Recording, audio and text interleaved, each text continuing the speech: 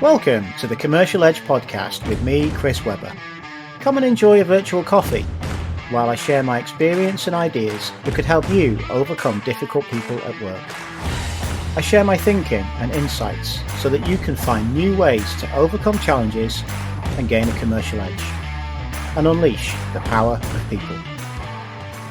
Welcome to the episode of the Commercial Edge podcast. And today I'm going to be talking about people who no longer care, how to manage, how to deal with people who just don't seem to be that interested in the same stuff that others have. There's a story behind this, and I'll tell you the story in a second, but let me talk through the episode and explain what we're going to be covering. We're going to talk about these people who at work who no longer feel excited, no longer seem to be motivated and engaged like some of the others in the team. We're going to talk about how work is currently built and what the criteria for success are and how most organizations operate. And then we're going to start to think about where the problems are, where the differences are, and is that something at the heart of why people are no longer interested and no longer care. We're also going to discuss what solutions are. The companies do have this, and in fact, some of them are really good at finding new ways to motivate people, and think a bit bigger. So we're going to talk about some of the solutions and the real power of motivating people and how you change people who don't care into people who become incredible assets. Let me tell you about where this came from. I ran the London Marathon a couple of weeks ago, and I'm right now really proud of what I've achieved. But the moment that I crossed the line, and Sunday was an amazing day. There were hundreds of thousands of people on the streets of London cheering people along. There was music, there was bands, there were over 56,000 runners with me, all focused on completing a marathon. When I crossed the line in the heat of Sunday, middle of the afternoon on Sunday, I felt incredibly disappointed. And I walked through and I collected my medal and I wandered to find and collect my bag. And I sat on the grass feeling incredibly dejected. There I was on St. James's Park in this area reserved exclusively for people who just run 26 miles in 22-degree heat. And I just felt disappointed. And around me, there were these broken bodies, people lying down, some people being sick, people unable to walk properly. And I was just overwhelmed by this feeling. And there were two things, I think, motivating that. The first was a personal disappointment. I'd set myself a target time that I wanted to run, and I wanted to run faster than. And I missed it. I missed it by 8 minutes. And so I was very disappointed in myself. I felt I'd let myself down. I felt I could have done better or whatever. In fact, I didn't, actually. I felt like I'd run as hard as I could on Sunday, and I still didn't reach the standard that I wanted to achieve. And I think that matters because that's the disappointment, feeling like I'd given it my whole. And I was feeling also, now what? I spent the last 5 or 6 months training for this marathon. It's taken hours out of my days. I've been running every day. I've been running long distances on Sundays and Saturdays, been taking 2-3 hours to go and run. It's been a huge thing. And so you get to the end of it, and then you start thinking about, what do I do now? You know, is this it? Is this the end of it? And so it just started to me reflecting on people at work who seem that way, people who no longer seem interested, who no longer care. Now, what's powerful about the marathon was within a few hours, I changed my thinking, changed my approach. But it wasn't me that did it. It was the support of other people. I went to a reception after the event. I was running on behalf of Guide Dogs for the Blind, and I raised a lot of money for them. And when I got there, they'd arranged a reception for friends and family. There were drinks there. There were massages available, which was amazing, by the way. And as I arrived, because they saw I was a runner, they rang a bell into the room and everybody in the room applauded. And I just suddenly felt, yeah, wow, that's amazing. I went and met a friend who'd come to support me to run the marathon.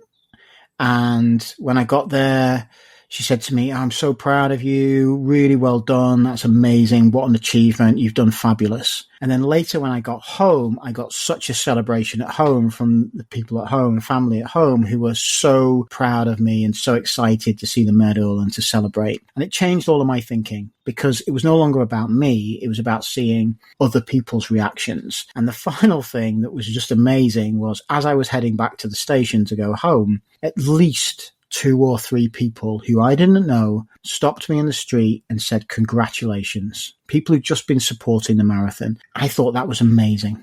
And that's when you start to see what you've achieved and what you're proud of. And I think there's something in this around motivation and engaging, that internal versus external. So let's explore this in a little bit. Let's see the people who no longer care and no longer feel excited. Who are they?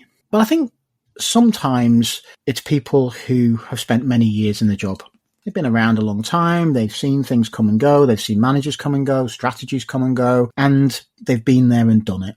They may well have achieved a lot of things. They may well be someone who has been very successful, made their way through the business, been recognized, been rewarded, and maybe life has changed and they're no longer interested in the same things. 10 years ago, perhaps they were chasing their dreams, perhaps they were focused and motivated, and maybe now they're just not feeling the same way. And I think this is why organizations need to be really aware of this, because what you're taking often are people who are the talent, the skilled people, the successful people, the people who've achieved things, capable people.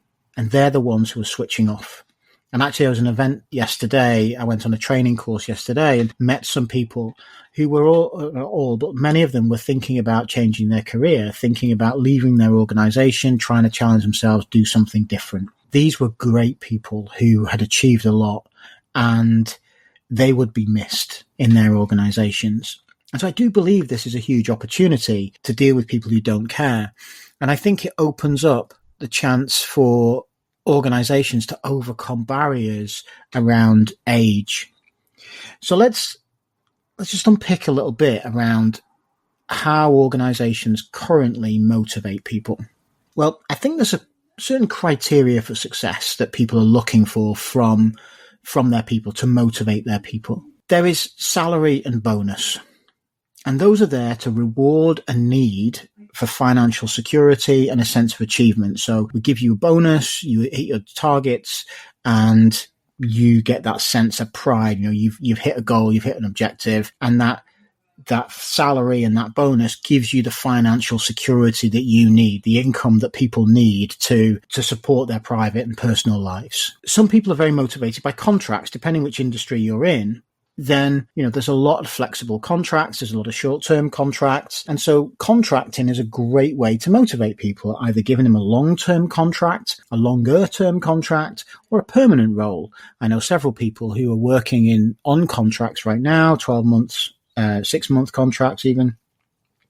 And their goal, it would feel motivating to them to be recognized by a permanent contract. And the final classical thing is around promotions, status in the organization. And that rewards people who are motivated by authority, by status, by recognition, and of course the promise of future rewards. So the idea that you're going to get a bigger salary if you're perhaps more senior in the organization, or access to other benefits. And that's the core of reward and recognition. And if you start to connect people who've achieved things, people who have been motivated, people who are successful with what we're supposedly motivating them with, you can start to see the problem. Some people just have enough money. They feel secure. They're in a permanent job. Maybe they've put money aside in their pension. Maybe they've paid off their house. They're not worried anymore about the security of a salary. Maybe they've recognized that they're not going to be promoted anymore. They've reached the pinnacle, or they don't want to be. They don't see the responsibility being attractive to them anymore.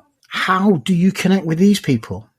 Giving them a big bonus, giving them a bigger bonus, offering them a bigger pay rise, it doesn't have the same effect anymore. And there's lots of research in this around what people need to feel satisfied with salary. And once you reach a certain level of income, then the incremental benefit feeling-wise starts to decline. It no longer makes the same effect on people's motivation. And that's a problem for organizations. And I remember working with a client many years ago, and they were negotiating pay with air traffic controllers. And air traffic controllers at that time typically earned very good money.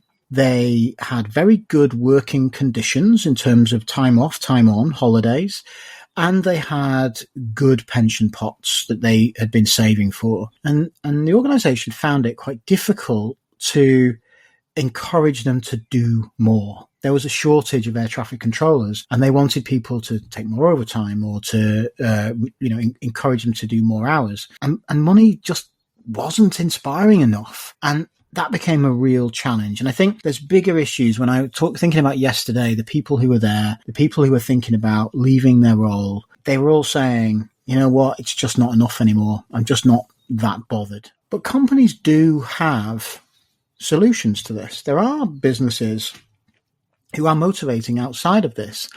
But I don't know if they're doing them big enough. I don't know if we're really targeting them to the right people even. I've come across organizations where they've got rewards programs. So you earn points from doing things. Sometimes it's lifestyle and health related, do a number of steps or go for a run, you get points, and then you get discounts on things, like shopping, for example. And those can be quite motivating for people, but I don't know if it's big enough. I know there are other companies who have like reward systems, so you can recognize someone in a different department and say you did an amazing job, and here is an award. And I know this exists a lot, but I also know companies don't really encourage it. They don't really encourage because they're worried about budget, or I know people who have tried to give their teams significant rewards for doing hard work, and the company said, no, we're not paying for that. They don't deserve it. But then you ask, why is the point of having these internal rewards and recognition systems if people can't use them, if they're not being utilized? And I guess that's a question. Are you even making the most of these internal systems? Are you creating little prizes, little sprints, little focus pieces of work, and then rewarding and recognizing people for that? For me on Sunday, I would have felt, although I finished feeling frustrated, the fact that people came to me and said, you did an amazing job, made me feel good. And I think a lot of the demotivation from people is feeling like, people just expect me to do this now. I've been doing it for 10 years, doing it for 15 years. It's just the standards that people expect, and it no longer gets noticed. Notice people. Make them feel special. We all want to feel important. And just giving people a reward and recognition, giving them a prize, using the systems you have could be a really powerful asset. And lots of research shows that people prefer prizes to money. So, we're going to reward you with a particular voucher or an event or an activity or something you enjoy is more motivating than, I'm going to give you 50 quid. Because the money allows you to cost it out. If you work extra hours a week to complete a program project on time, and then you're given £100 voucher, you're like, wait a minute, I worked an extra 30 hours to get £100. What's the point? But if you get given something that's non-monetary, then it feels different. Lots of research shows that. So use these things, get behind them. The organization has them in place. Maybe you can use them. But what are thinking about bigger opportunities? People I was talking to yesterday were focused on more than the money, the salary. When I think about running, I was reflecting on why I wanted to run. What is it that motivates me to run? What do I enjoy about running? It isn't running fast times. I am not a fast runner, not a distance runner. And in fact, it's the opposite. I'm very uncomfortable running long distances. It's hard for me. I grew up as a sprinter. I played rugby. I was a fast player in rugby. And that's not about long distance. It's about short 10, 20 meter bursts. So I'm not motivated by smashing my personal best, really. When I thought about it, I like the adventure. I like the challenge. I like the mental challenge. I like the physical challenge. I like the adventure of going somewhere new. Some of my favorite places over the last few years have been adventures. I ran in Morocco in September, and it was stunning. We're in the mountains, setting off early morning, seeing the sunrise over the Moroccan Atlas Mountains. Those are amazing memories for me. And if it hadn't been for running, I wouldn't have been there. The times were terrible, but I really enjoyed those 2 days and those 2 marathons. And so when you tap into what really motivates people, then you shift the thinking, you shift the structure of what you're doing. Maybe there are some people who are really motivated by mentoring. They want to support others in the team. Are you giving them the opportunity to be mentors? Lots of companies don't. They line manage, but they don't allow this mentoring and support systems across function, across different departments. Is there something you can do to say, hey, you're doing a great job, maybe you can be a mentor? Is there someone who is motivated by values and purpose, doing something bigger? In which case, maybe there's something you can do with them around the purpose of the business and the values and giving something back. Perhaps there are charity partners that you could work with. Maybe they're motivated by their family and relationships with people around them, and they want time with them, and that's what's going to give back to them. Or maybe it's about their own personal learning and development. So many people this week, when I met them, were saying, I just feel like I'm not learning anymore. And staying in the same job is not giving me the opportunity to learn and develop. And in fact, one person was saying, I don't even feel like I'm tapping into creativity. And I love creativity. I want to be more creative. And so I want to step sideways now and think about what is the purpose for contracting staff? Why do we even bring people into our business? I think it's simple. To achieve business goals, we need people to help us deliver stuff. We spend a lot of time and money to find the right people, to train them, and then to give them the confidence and empowerment and experience to deliver what they're supposed to deliver. If you get to the point where they're not motivated by money, and they then start to think about leaving your organization or just switching off, that's a huge cost in productivity. Now, there is a school of thought which is, well, that's fine, because if they're not working, they're not being productive, then I want rid of them. I only want people who are motivated. But what you're actually saying is, I only want people who are motivated by the things I want them to be motivated by. Salary, by bonuses. What I'm going to talk about in a second is saying, well, those cost you stuff, right? You're increasing their salary, you're increasing their bonuses, and there's a cost to the organization. You could get productivity from them in a much cheaper way, motivate and engage them, and still deliver what you need, still have the right people in your organization, if you're prepared to think about doing it slightly differently. If you tap into the power of motivation, then you're thinking about tapping into resources of people who are currently holding back your organization because they're just drifting along, and turning those into people who are being more productive and more focused. And the solutions that you can come up with could actually be cheaper than salary, cheaper than bonus, cheaper than trying to give people promotions and making up job titles. And it will help your business to become a more welcoming, more inclusive, more cooperative, and better performing organization, because you're asking them to bring more to the organization than just doing your job. I've already talked about mentoring, getting these people to become mentors in your organization, getting them involved in informal support. Could they be running training courses? Could they be helping other people to learn on the job? How do you bring your new people into the organization? Is there someone you can partner them with? What about space for personal projects? I know a guy who is a coach, and he did his coaching qualification and then became a coach in the organization that he was working in. They gave him space. His job was nothing to do with coaching. And then eventually they allowed him to do like 1 day a week outside of the business, coaching people. And he was starting to coach formally people in the business.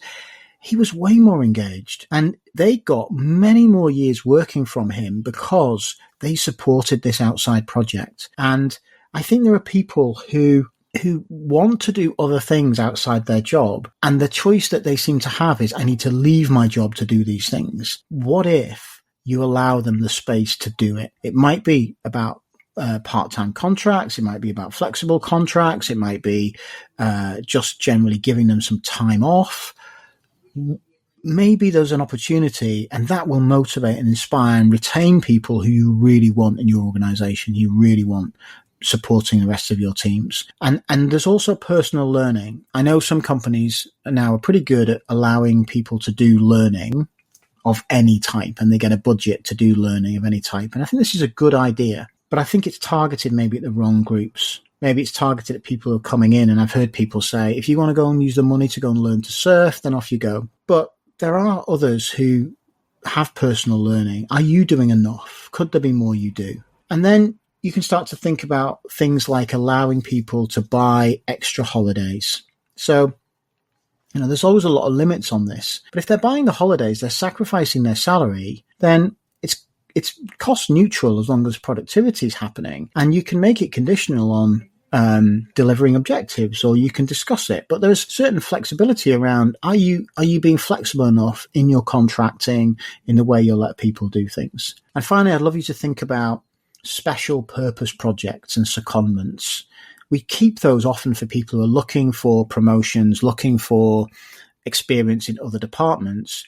But what about just seconding people into a different role because they've got something to bring to it? You've got a finance project and maybe you want to put someone commercial in it because they have a lot to offer. And typically these are leadership, positions, right? I'm going to sit on this leadership group and whatever. I was at a session yesterday and we were talking about implementation of decision making, and implementation is often left to the end, and the decisions are taken and strategies are developed without input. Maybe there's an opportunity to bring these people into leadership meetings, not to make decisions, but as someone who can inform that decision. Just think differently about engaging and recognizing that they are making significant contributions to the business and that they're motivated this way. And I think if you think that way, you can just be more flexible, more personal. You're going to get more out of all of these people.